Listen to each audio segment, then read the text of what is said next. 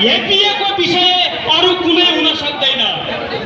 त्यसैले हामी भन्न चाहन्छौँ सबै यो मैदानमा रहनुभएका साथीहरूलाई राष्ट्रिय समितिले आग्रह गरिसकेको छ, हामी शिक्षा ऐन जारी नभएसम्म यो सडक छोड्ने छैनौँ।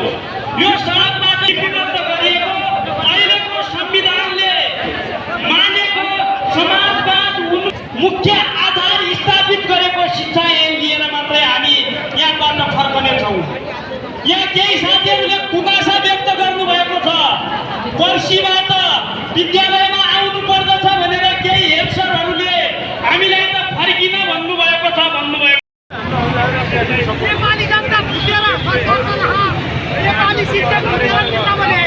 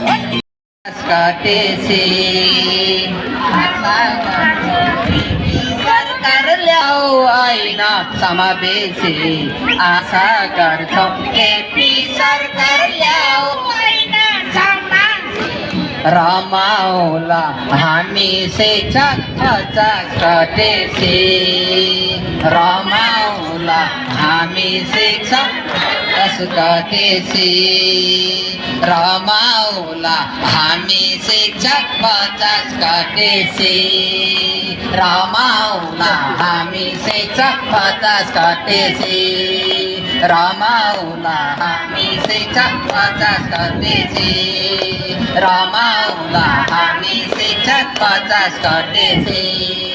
हाम्रो आन्दोलन जारी छ, हाम्रा माग पुरा गर, शिक्षक महासङ्घ जिन्दाबाद, नेपाली शिक्षक के भन्छ?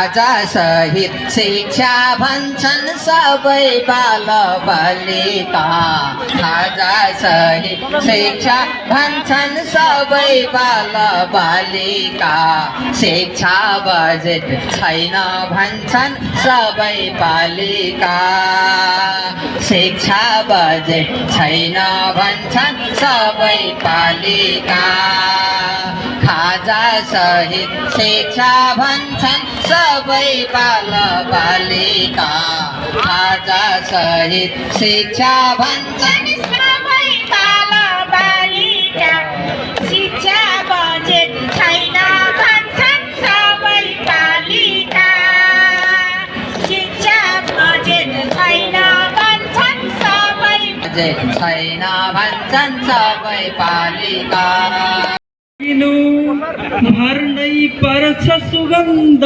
फुलहरूमा कर्तव्य सम्झिदिनु सूत्रधार बनी बनी विजयका आकार गर्छु सुरु हार्ने खेल कदापि भाग नलिने हौ जात मात्रै गुरु गर्दै थे तप वेद व्यास जसले संसार यो ज्ञानमा हाम्रा चेतन छन् पराशर गुरु